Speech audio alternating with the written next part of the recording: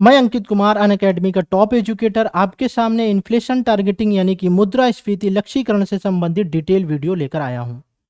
जैसा कि आपको पता होगा कि आरबीआई गवर्नर जो शशिकांत दास हैं, उनका फोकस इन्फ्लेशन टारगेटिंग को लेके काफी है। इस समय सरकार भी चाहती है कि इन्फ्लेशन टारगेटिंग के लक्ष्यों को जरूर से जरूर प्राप्त किया जाए और उन दायरों में रहकर हम विकास की दर को प्राप्त कर सकें। तो ये चर्चाएं क्यों हो रही हैं और इसका हमारे एग्जाम से क्या लेना देना है और इन सारी परिस्थितियों के पीछे कौन कौन से एलिमेंट जिम्मेदार हैं। अगर हमें किसी चीज के ऊपर नियंत्रण करना है तो हमें उसकी उत्पत्ति के कारणों के बारे में जानना होगा। जिस प्रकार से एक संतान की उत्पत्ति के पीछे माता पिता दोनों ही जिम्मेदार होते हैं। एक पिता के स्पर्म के द्वारा भ्रूण का निर्माण होता है और वह भ्रूण 9 माह तक एक स्त्री के गर्भ में रहता है। इस प्रकार से संतान की उत्पत्ति के लिए माता पिता दोनों ही जिम्मेदार होते हैं। तो उत्पत्ति के लिए अगर एक संतान के संदर्भ में माता पिता जिम्मेदार हैं तो उसकी परवरिश के लिए या फिर उसके नियंत्रण के लिए रिस्पॉन्सिबिलिटी किसकी बनती है? माता पिता दोनों की ही बनती है। तो ठीक उसी प्रकार से अगर हमें मुद्रास्फीति के नियंत्रण की बात करनी होगी तो हमें यह समझना पड़ेगा कि मुद्रास्फीति आती कैसे है। उसको जानने से पहले मैं आप लोगों को एग्जाम्पल देना चाहता हूं, वो समझने की कोशिश करिएगा। अगर कोई पौधा है तो उस पौधे के लिए सबसे महत्वपूर्ण चीज क्या होती है उसके डेवलपमेंट के लिए? जल यानी कि वाटर। अगर वाटर ज्यादा हो जाए तो पौधा क्या हो जाएगा? सड़ जाएगा। और अगर कम हो जाएगा तो वह पौधा सूख जाएगा। ऐसा होता है। ठीक उसी प्रकार से अगर एक मिठाई है, एक स्वीट है, तो उसको बेहतर बनाने के लिए सबसे महत्वपूर्ण चीज क्या होती है? शुगर। अगर वह शुगर ज्यादा हो जाए तो क्या आप खाएंगे? बिल्कुल नहीं खाएंगे। अगर कम हो जाएगा तो ये फीका लगेगा। तो यानी कि अगर हम इन दोनों ही चीजों की बात करें तो कहीं ना कहीं आप कहेंगे कि अरे, मात्रा तो बराबर होनी चाहिए। तो ठीक उसी प्रकार से एक मनुष्य के जीवन में पैसा होता है।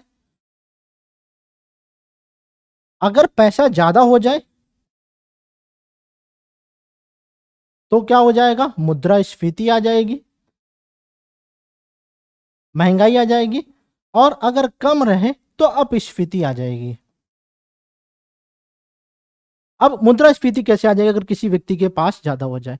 ओवरऑल आप अगर इन तीनों ही एग्जांपल्स को कनेक्ट करने की कोशिश करेंगे तो आप कहेंगे कि सर, यानी कि अगर इन सब की आइडियल क्वांटिटी अगर सब चीजों में हो, अगर पौधे में पानी की आइडियल क्वांटिटी हो, मिठाई में शुगर की आइडियल क्वांटिटी हो और मनुष्य के पास अगर पैसा आइडियल क्वांटिटी में हो, तो हम सारी चीजों को संतुलन में रख सकते हैं।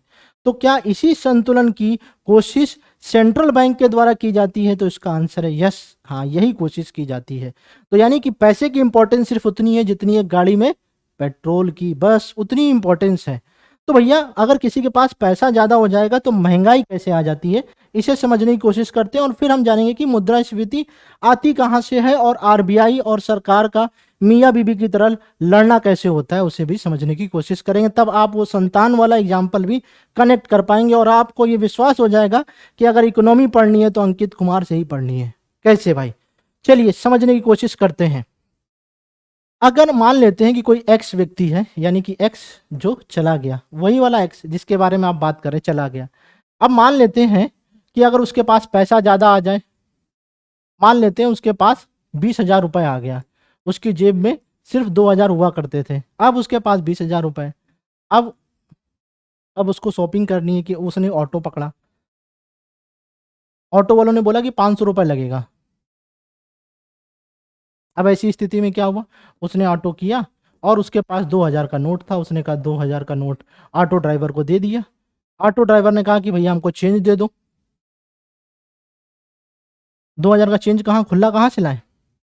ऐसी स्थिति में उस एक्स ने कह दिया अच्छा ठीक है, चेंज रख लो, कीप द चेंज। जिनके पास ज्यादा होता है ना, वो क्या करेंगे? एक तरीके से कहेंगे रख लो, अपने पास रख लो। तो क्या इस ऑटो ड्राइवर के पास 1,500 रुपए सरप्लस अमाउंट आ गया? उम्मीद से ज्यादा आ गया। तो ये मार्केट में सर्कुलेट हो रहा है कि नहीं? अब ये ऑटो वाला क्या करेगा?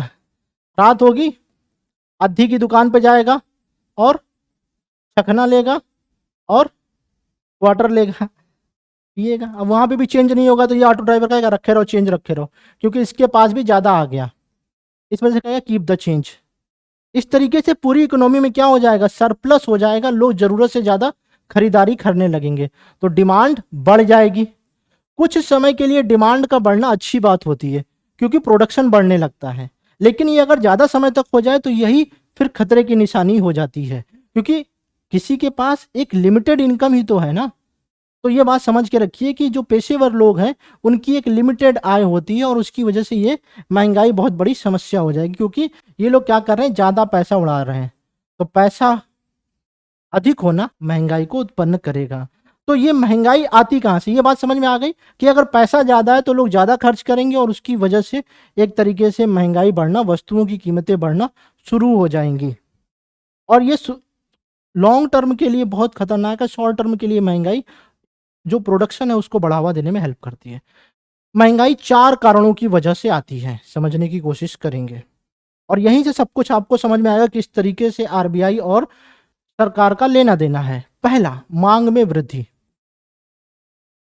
अगर डिमांड बढ़ेगी तो महंगाई आ जाएगी, अगर सप्लाई में कमी आ जाएगी तो भी महंगाई आ जाएगी, अगर ब्याज दर में कमी हो जाएगी तो आप भी जाएंगे बैंक के पास, कहेंगे कि हमको भी भैया लोन दे दो, और हम अब वो जो लोन आप लेंगे वो किसी ना किसी को तो पेमेंट होगा ना, फिर वो आगे सर्कुलेट करेगा, इस तरीके से महंगाई बढ़ती जाएगी।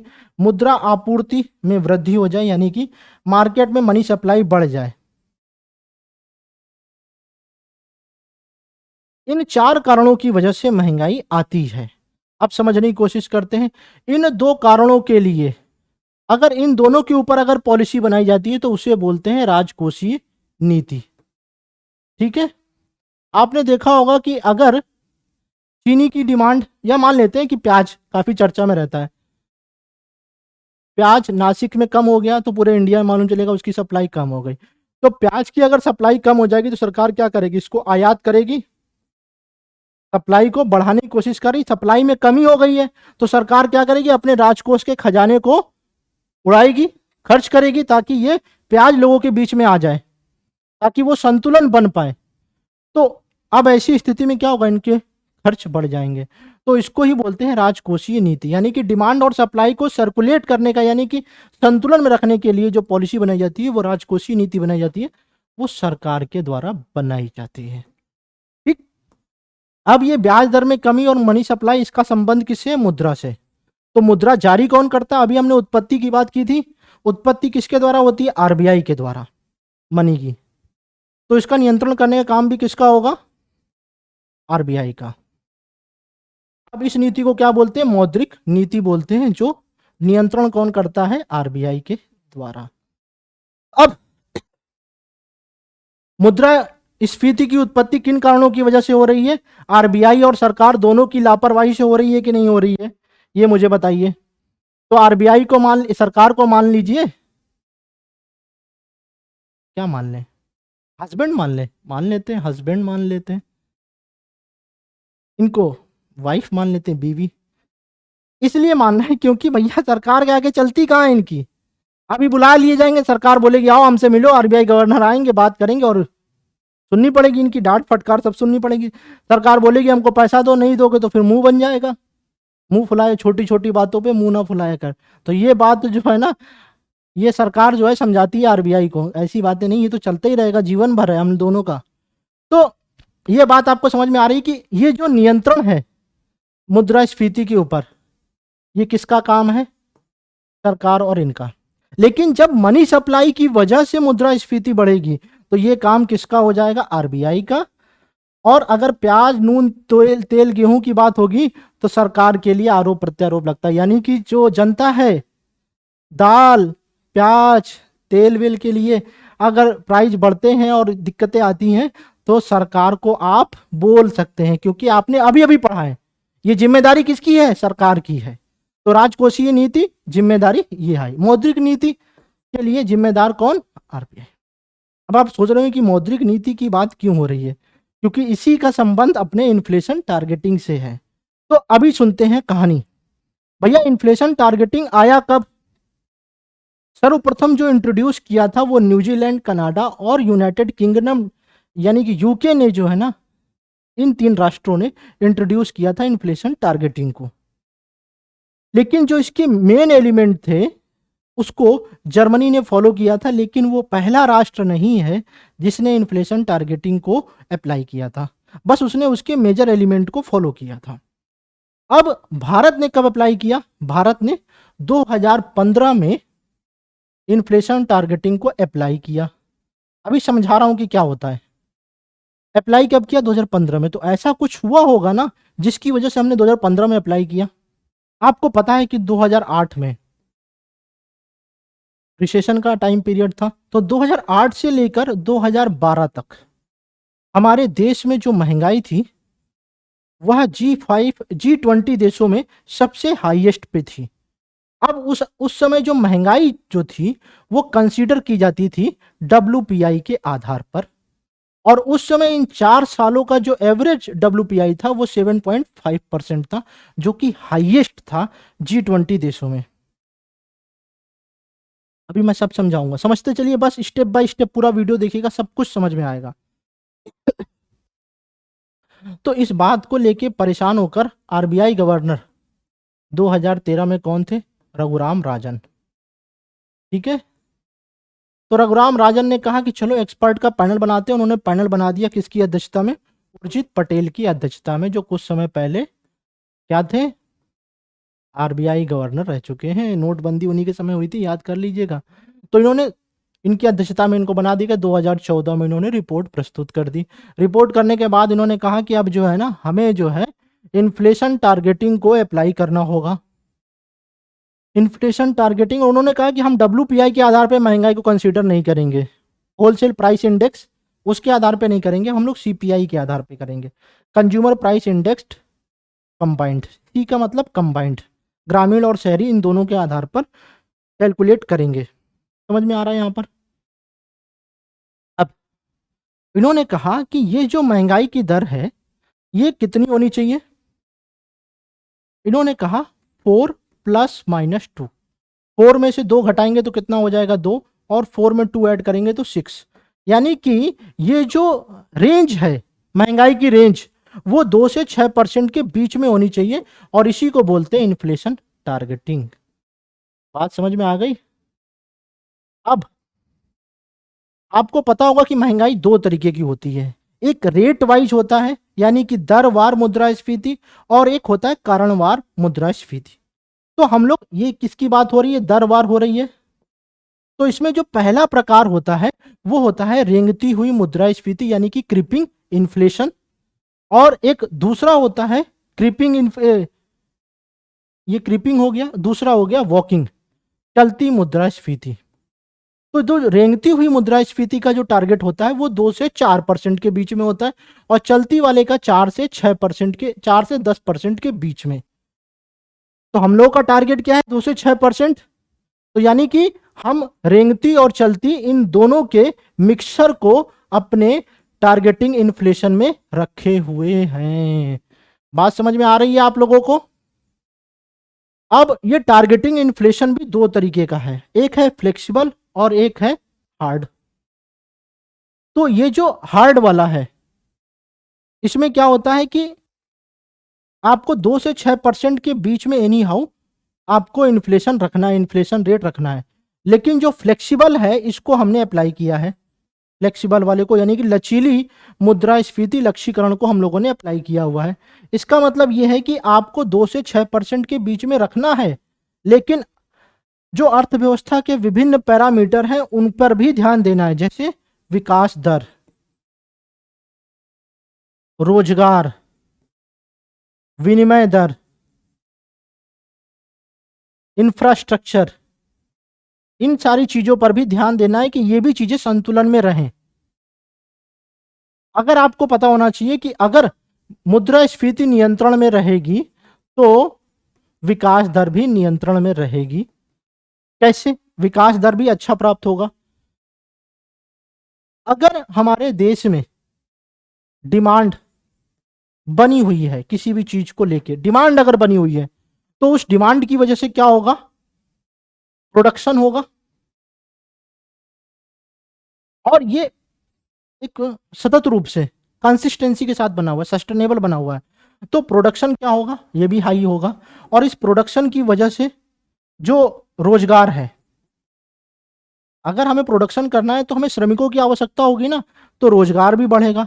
अगर रोजगार बढ़ेगा तो ऐसी स्थिति में लोगों की आय भी बढ़ेगी। अगर लोगों की आय बढ़ेगी तो उपभोग भी बढ़ेगा। अगर लोगों का उपभोग बढ़ेगा तो उत्पादन भी बढ़ेगा।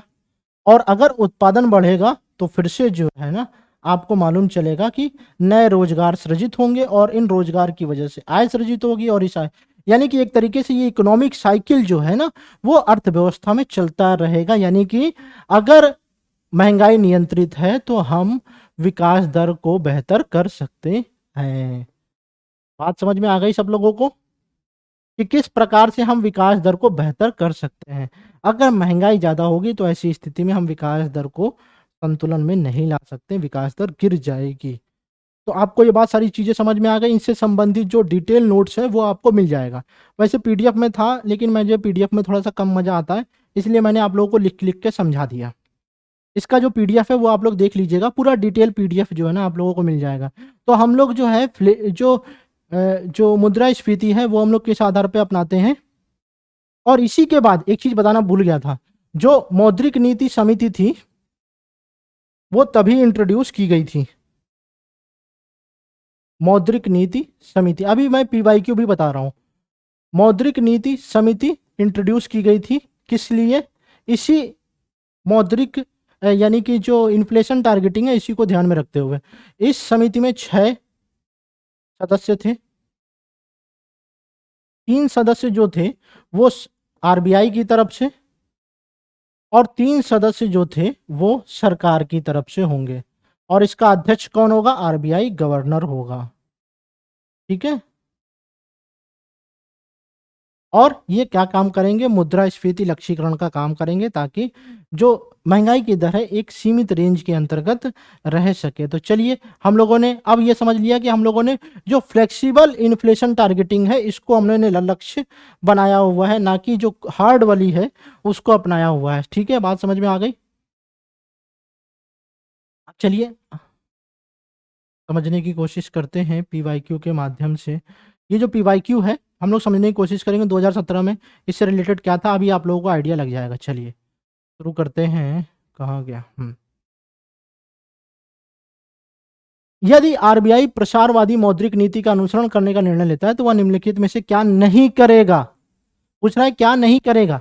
अब इसमें लिखा है वैधानिक तरलता अनुपात को घटाकर उसे अनुकूलित करेगा। नहीं भाई, ये हो गया रॉन्ग, ये स्टेटमेंट है रॉन्ग। मैंने अपनी प्लस क्लासेज में इसको बताया हुआ है। अभी तो बस हम लोगों ने टारगेटिंग इन्फ्लेशन को पढ़ा, डिटेल में ये मौद्रिक नीति के प्रसारवादी प्रकार को नहीं पढ़ा।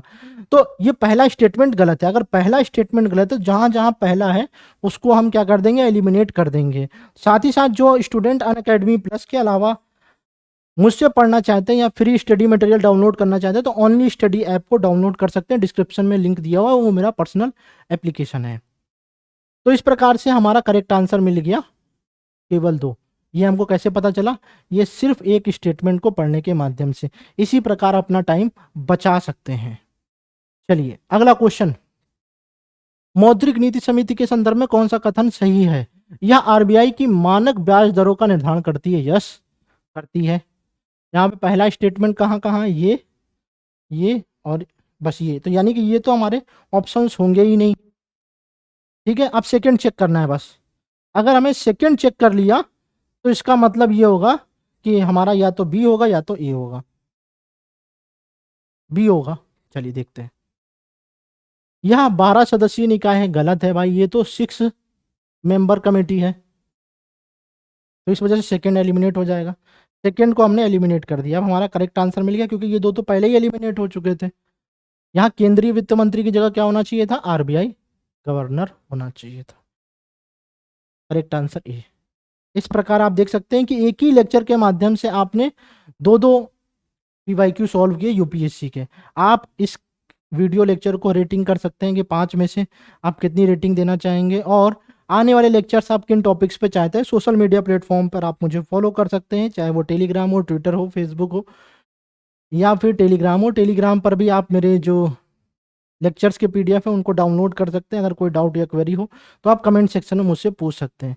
उम्मीद करता हूँ कि इस लेक्चर के माध्यम से आपको इन्फ्लेशन भी समझ में आ गया होगा, टारगेटिंग इन्फ्लेशन समझ में आ गया होगा, और इसके कारण क्या क्या होते हैं वो भी मैंने समझा दिया।